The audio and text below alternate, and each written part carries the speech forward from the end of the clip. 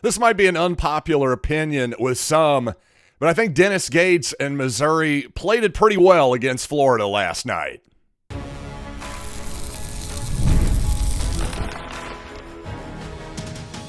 You are Locked On Mizzou, your daily podcast on the Missouri Tigers. Part of the Locked On Podcast Network, your team every day.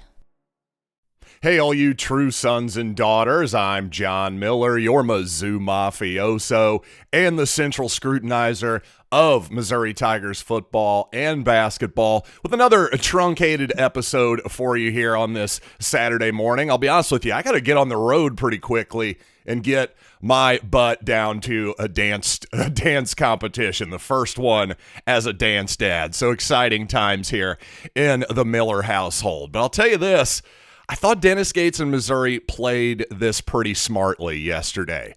Missouri was obviously playing hard and still trying to win the ball game, but obviously protecting Mark Mitchell. I think it was fairly obvious after all the comments from Dennis Gates and Mitchell himself yesterday. Also, some sources out there saying, basically putting out there via Gabe DeArmond as well yesterday that, hey, Mitchell probably could have played. If it was the NCAA tournament, Mitchell would have been okay to go. That was obviously a precautionary move by Dennis Gates and Missouri. And yet, Missouri hung in there against Florida, and really, the start of the game is where Missouri lost it. And as an NBA fan as well as a college basketball fan, so often fans think, you can just tune into the last 5 minutes. No big deal.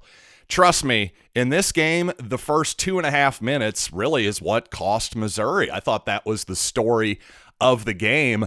Other than really Florida was just incredible yesterday. Let's give the Gators really all the credit in the world. Every time Missouri would creep back into the ball game, get it to within, say, 5 or 6 points or so, Florida just had an answer every single time.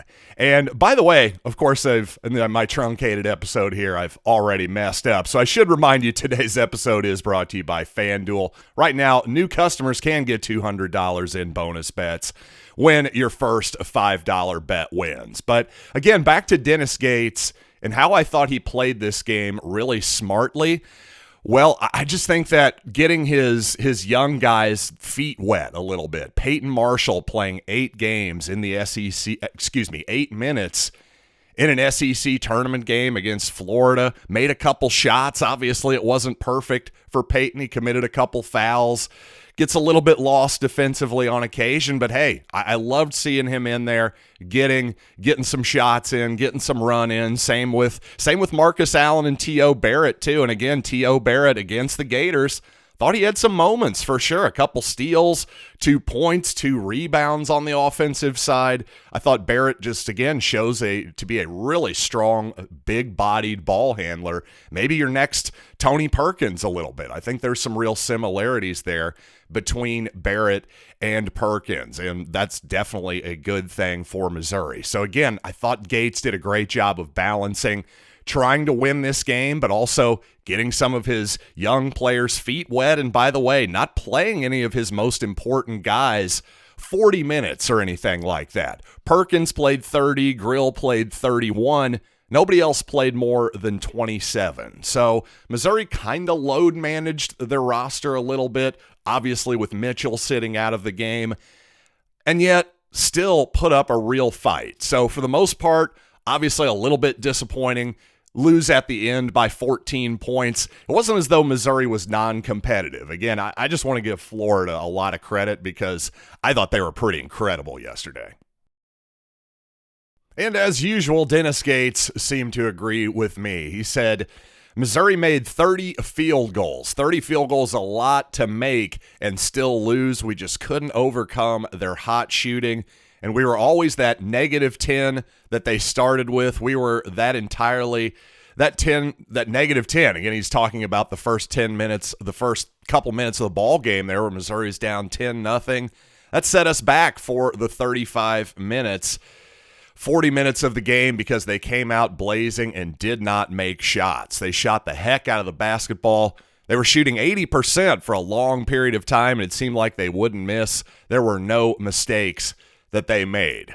So obviously, again, from a neutral observer's perspective, if I were watching that, just trying to figure out who I want to take in the NCAA tournament, I don't know that really changes my mind much about Missouri. It does just make me think, wow, Florida is clearly a team that can cut down the nets at the end of the tournament. That would be my biggest takeaway.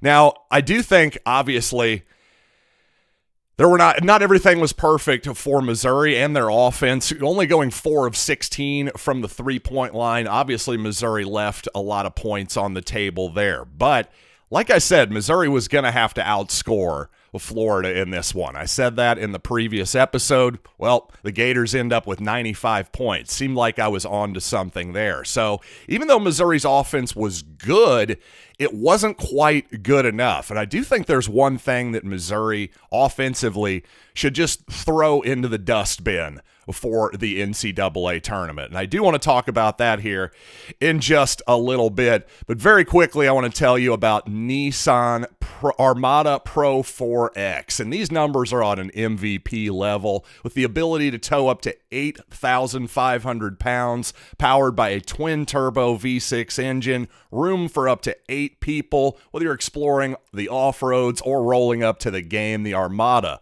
Pro-4X brings power, versatility, and style wherever you go. Take your adventures to new heights in the all-new Nissan Armada Pro-4X. Learn more at nissanusa.com.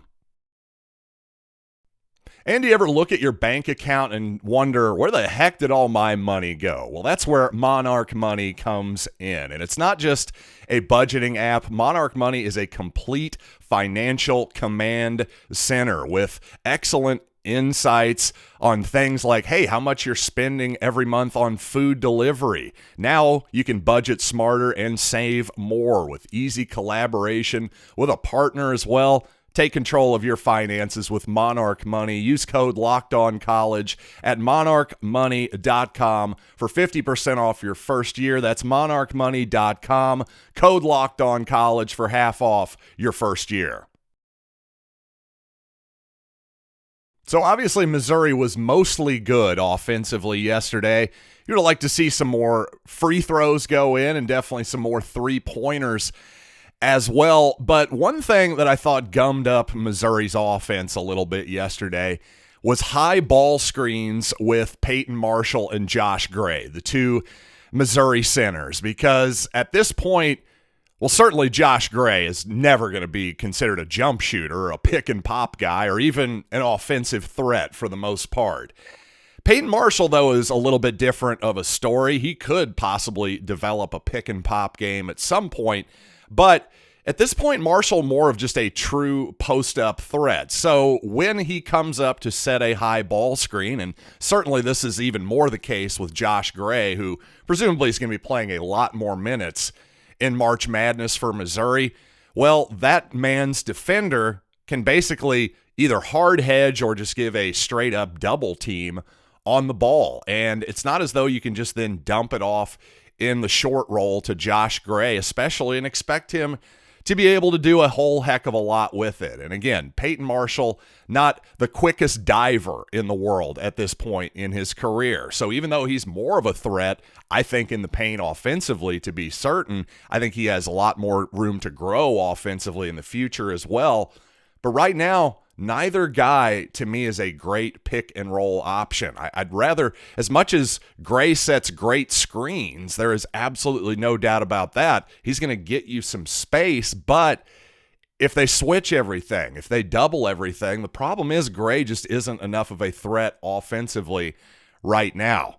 If anything, I think you consider maybe having Trent Pierce set a few more ball screens. Not the biggest body in the world, I understand that, but he's so much more of a threat offensively, especially on the perimeter. So to me, that's something that I thought Florida was really able to gum up offensively for Missouri with their defense, was when Missouri would have, well, a non-scorer, at least a relatively low-scoring threat, set a high ball screen. I just think that's something we've maybe got to throw out of the offense a little bit come March Madness.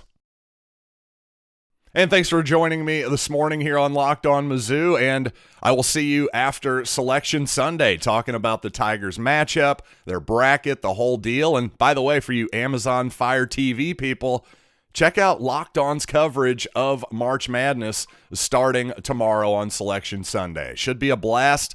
Your boy, me, might even pop up as well. I'll let you guys know on social media on this pod if I can. That's for darn sure. So until Selection Sunday, I'm John Miller. This has been Locked On Mizzou.